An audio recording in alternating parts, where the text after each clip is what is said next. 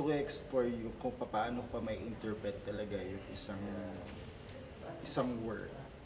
Kumbaga, papaano ko siya mape-present sa ibang light, papaano ko siya, kasi yung work is yung Dead Mask na originally part lang siya ng isang site-specific installation. So para is one part lang yun ng kabuuan ng stretch ng work. So far, anong nakikita ko dito ay, well, magiging intensive yung work with costumes. Tapos binabalikan ko nga siya kung paano ko nabuo. Nangyari to with a meeting right after nung filming ng Balangga. Tapos, actually gusto ko fashion show pero parang fashion na naman. So, why not theater? Parang ganun. So the work that I'm going to be doing for the 13 Artists Award is a piece titled Absence. I've been doing a lot of my work about memory, and I'm interested in using the newspaper as a medium for my work, thinking about it as a tool of record that documents cultural and social memory. The work is about transforming something by means of absence, so it's about creating this piece by subtracting rather than adding, and it's about what's implied by the blank space. So the blank space is the space for the imagined and the implied, and thinking about this space that becomes this fluid imagine in contrast to the fixed record of the newspaper. So both forms of truth in this context, but one being very fluid and one very fixed.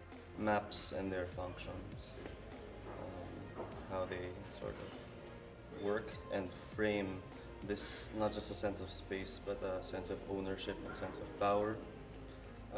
So other than the idea of criticizing maps and their function and context historically, I kind of want to sort of see where this goes in terms of subverting the power of this frame and using and recontextualizing the format and function of a map into talking about notions of social justice and human rights.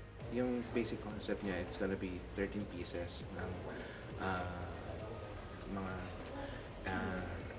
woodcuts, and each artwork will represent, the idea is, the representation niya is the Last Supper, parang Filipino version ng Last Supper but in a more political setting, and the artwork will represent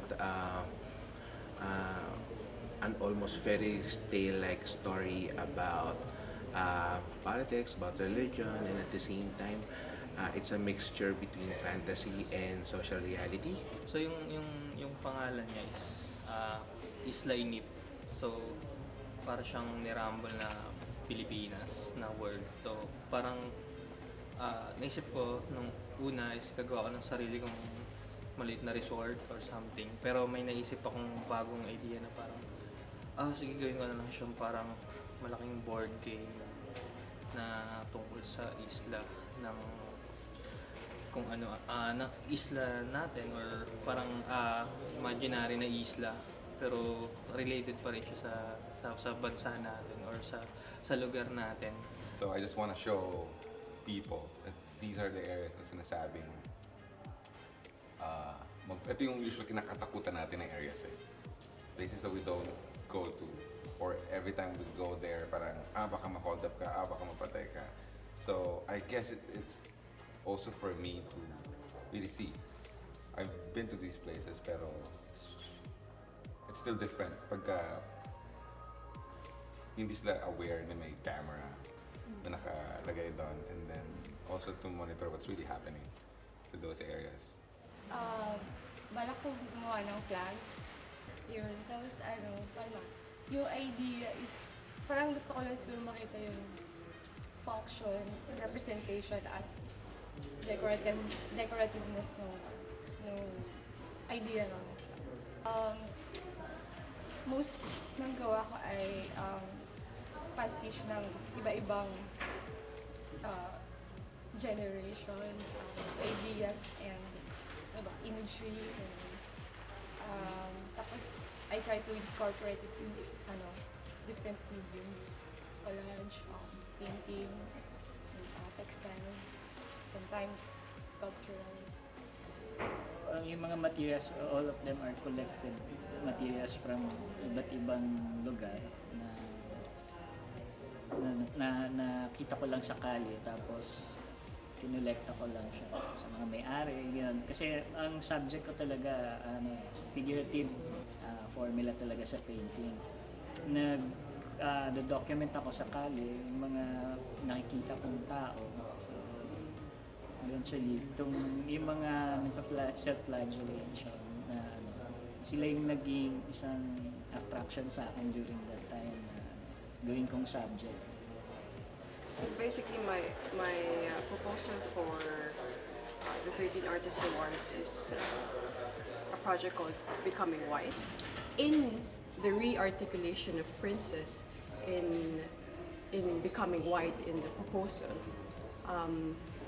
the difference, I think, is the fact that in Princess it was hijacking a liveness, an embodiment of Snow White, while in Becoming White it's actually hijacking the merchandise that dominate our popular culture. Gagawa ako ng isang sariling isang pugad, parang sanctuary ng isang pamilya. Safe place.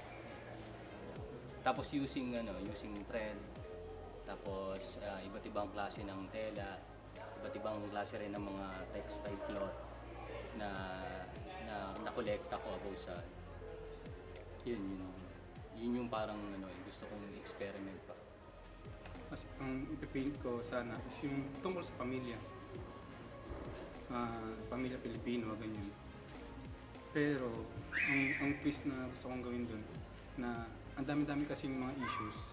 Ang dami-daming issues tulad ng overpopulation, killing ng mga pinapatay yung mga magsasaka, mga activist, pati yung contractualization, and then yung sa mga kids na nadadamay sa all-out war on drugs. So yung mga ganong klaseng aspect, naisip ko, ang daming klaseng issue. Pero alam kong nakaka-apekto siya dun sa storya ng isang pamilya. Nandito rin ako sa point na ano ba yung impact or ano ba yung naiiwang kahalagaan ng sine, lalo na pag inilabas mo siya sa public space. Kasi nga, once na naglabas ka ng sining sa labas, actually napaka-big responsibility rin yan. So yung painting ko, ano lang naman hindi tungkol siya sa akin, yung simula nag-start ako mag art making. So nilagay ko lang dun lahat. So, meron siyang malaking muka. Pero hindi ko masabi kung ma-distinguish siya as full face, pero makikita mo siyang nandun. So yun lang naman yung concept na yung kung paano yung atake natin sa buhay, as a person tsaka as an artist. Ang plano ko for my 13 artist work for the 2018 is a video installation of series of footage of wild ducks, mixture sana of migrating ducks from other countries and our own Philippine duck. So naka-install yung mga footage sa multiple monitors, mostly old school CRT monitors, but also a mix of flat screen also. So bale, naka-frame yung ducks sa frames, and in the end, parang ang goal sana, medyo experiment pa rin, technical experiment, but the goal is that lilipad yung ducks from monitor to monitor, parang migration from devices, I think.